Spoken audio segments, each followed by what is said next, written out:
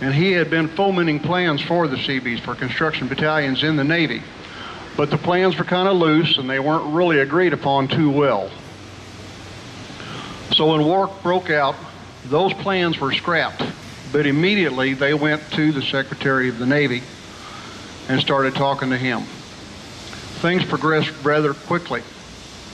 The Bobcats went to Bora Bora in January of 1942. That was the first unofficial battalion. And they were called the Bobcats because, as a matter of fact, Bora Bora was also named Bobcats for their tactical name. The actual birth date of the Seabees was March 5th, 1942, exactly 89 days after the Japanese bombed Pearl Harbor. The first recruits came from the construction corps themselves. Average age, 33. They were trying to get people between the ages of 18 and 50, although they did find out later on that there were people in their 60s that were in the Seabees that got in right away. I happen to know one of those before he passed away a couple of years ago. He was 60, almost 62 when he joined up. I asked him how he got in like that, and he said, well, whatever a good Seabee does. I lied. But he was a carpenter. When they recruited for the Seabees, there were 60 plus different trades that went in there. It was unbelievable. They had sailmakers. They had actually tailors. They had barbers. And your normal ironworkers, steelworkers, your carpenters, your electricians, everything you can think of was in the Seabees. Generally speaking, the first recruits had 3 weeks that they went to either Camp Allen, Virginia, which was later named Camp Perry. And then after that, they would go to 6 weeks advanced military or technical training at either Davisville, Rhode Island, or Fort Hueneme, California. During the war, this is Admiral Ben Morrell, and he's called our King Bee. And I know the commander back here knows that very well. He is the one that got things going. During the war, there were 151 regular battalions, 39 special battalions, 164 construction battalion detachments, 136 construction battalion maintenance units, 5 pontoon assembly detachments, and they came under 54 regiments, 12 brigades, and 5 naval construction forces. In all, there were about 325,000 Seabees that served during World War II. Their maximum at any one time was about 240,000. Construction is sometimes known as a fairly mundane thing and fairly safe. The Seabees proved quite the opposite during the war. They earned 33 Silver Stars. You don't do that just every day. One of them was earned posthumously by a man that got a hold of a 50 caliber machine gun that had been wrecked. He renovated it, and right after he renovated it, he shot down a Japanese plane that was coming in on a raid. Unfortunately, he was one of the first ones that was honored posthumously, because he was killed 2 weeks after that in a raid. There were 5 Navy Crosses. Again, these are things that are not earned just every day. It takes extra by a person out there. There were over 2,000 Purple Hearts. 272 enlisted were killed. 18 officers were killed. More than 500 died just from construction industries alone. Injuries. Mark, can you go through?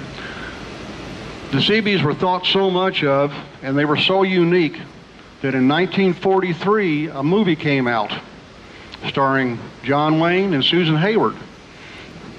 This is one of the advertisements for that. It was called The Fighting Seabees. It was originally in black and white, but you can see a colorized version today. When you walked up to the theater, they used to have boards sitting out in front so you could have an idea what was going on. Not just up on the marquee, but you could actually look and see and read a little bit. This is the board that was from out in front of the theaters.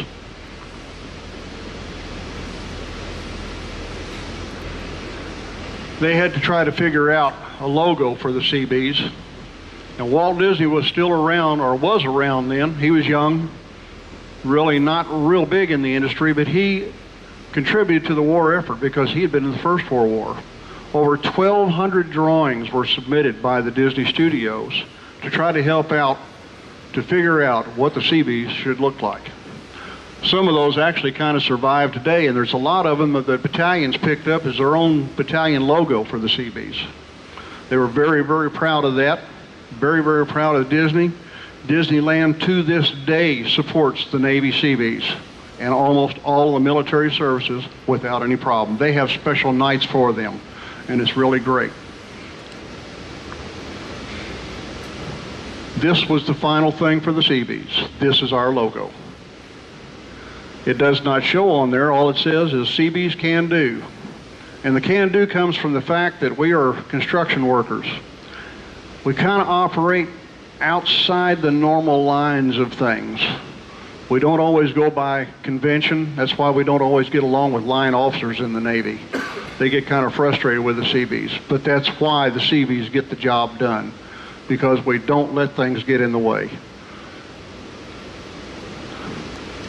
This is another one of the recruiting posters that we had. And if I'm correct, that was a yeoman's badge on him. Yeoman takes care of paperwork. And Lord, let me tell you, the Seabees absolutely hate paperwork.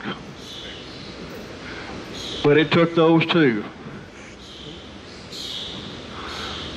This is showing what we out here would call ironworkers, which I'm also a retired ironworker. And everybody says this is a rivet gun. That's a hell dog is what that is. And it'll work you to death. But they needed those. They needed those iron workers. In the Seabees, we call them steel workers. This has local history to it. This is called a bull grader. It's made by Bucyrus Incorporated. Very good piece of equipment. I've operated those. They still had those same bull graders around in the 70s. I operated one of those down in Florida and have operated some of their cranes too. They make great equipment. They put a lot of equipment out there for not only the Seabees but also for the Army engineers to use. And they were used in every theater of the war. This was above the Seabee Museum in Fort Hueneme, California. It's our Big B. We're really proud of that. Another one of the recruiting posters, and this is showing an equipment operator. He's got his M1 carbine, and he's jumping off a grader to go into action. That's one of the things that we all did. You got trained in firearms, you had to be able to use them. It didn't matter where you were, when you were. If you were on top of that piece of equipment, if you were up a pole, made no difference. You had a firearm close by so that you could protect yourself. The motto of the Seabees, Construimus Batimus. We build, we fight. This is showing a water well drill. And this actually, if I remember correctly from the history that I have found, it was in the Philippines. Mr. Guerin didn't get to use that over there, but they had them. Another picture of a bull grader in the South Pacific, and I'm not sure exactly where. They were used for the whole thing. They'd go in and they'd start knocking down trees with them, and they'd end up grading with them, and they'd bring the road graders in right behind them. It's a very good piece of equipment, very well made piece of equipment, and they'll take a lot of abuse. And believe me, the Seabees know how to use them.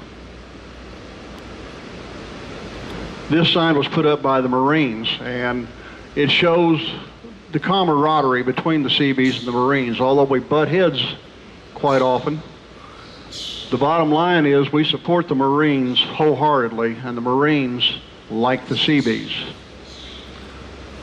I don't know if everybody can read that or not. Okay. There was also another little thing in Saipan during the Second World War that always raised hackles with the Marines, because when they came ashore, they found a sign there that said, "We were there first." And that was by Seabees. And I've got a picture of that at home. I did not get that out here. I've got to do that. But that always raised a little bit of the hackles with the Marines. knowing that somebody else beat them to the punch. But I tell you what, we might have some infighting, but when it comes down to it, we're with the Marines are with us, and we support each other completely. We love our Marines. This is a construction electrician. They take care of the phone work, the electrical work. Man, I'm telling you what, we love to see those guys sometimes because they're putting stuff out there so we have it a little bit easier sometimes, especially in the barracks if you happen to have air conditioning. This is in Vietnam, Mobile Construction Battalion 11.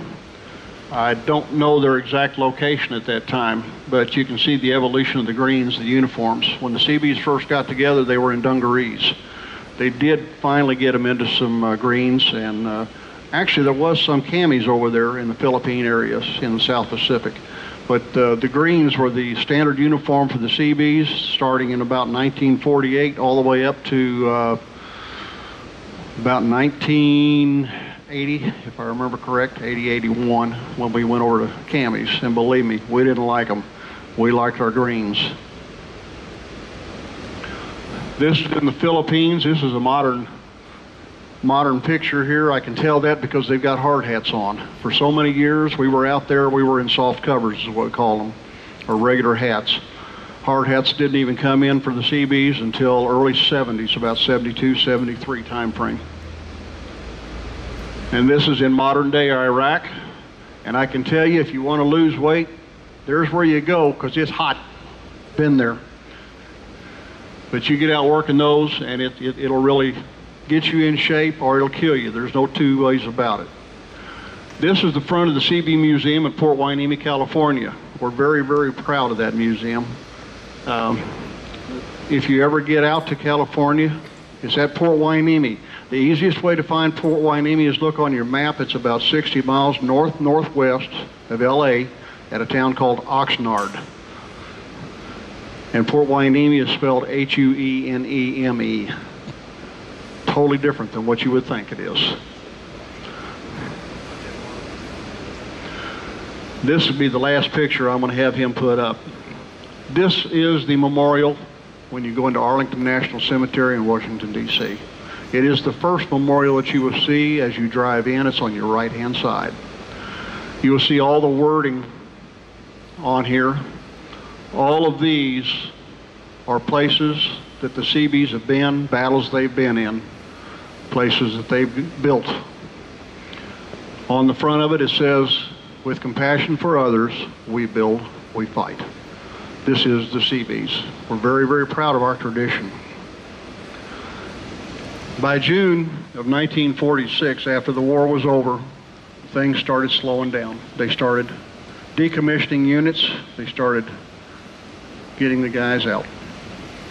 They went from a peak of about 250,000 down to 220,000, which is a large drawdown.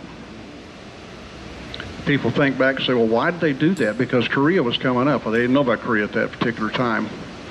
You know, if they would have had the Psychic Friends Network there, maybe they could have taken care of it, but they just didn't happen to be around then. MCB 114 was kind of a unique battalion. They're the only battalion to ever go into the USSR and do work. They went to Kamchatka, which is an island up there, and they built a fleet weather station. Kind of a unique situation. That weather station is still up there. They found that on the satellite pictures before. Kamchatka is approximately 600 miles from the only place the Japanese actually set foot in America, and that's at Adak Island. Adak is the base they had up there. They came in, they attacked Attu and Kiska.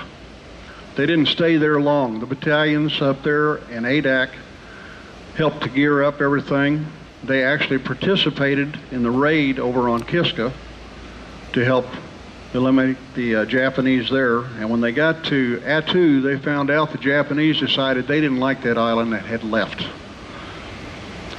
That was a feint, in a way. They were testing the resolve of the Americans and their defenses up there, but it was also to try to pull them out and get them away from the biggest battle that really took care of the war for us as far as the Navy goes, and it's called Midway. Midway, we took out 4 of the Japanese carriers, and it broke the back of the Navy for the Japanese. After that, they were on the run. It wasn't us. The U.S. was coming after them. They also had 6 battalions in China, places like Shanghai, Singao, Tangkou. They built harbors and airfields there. Along with the airfields, they had other barracks, hospitals, doctors. It's kind of a unique situation. The Seabees are very proud. They're small. Modern day times, the Seabees are down to about 7,000 active duty and about 6,800 reserve. Less than 14,000 Seabees out there. But the one thing we still have in common, they call us up and we say, can do. Thank you all.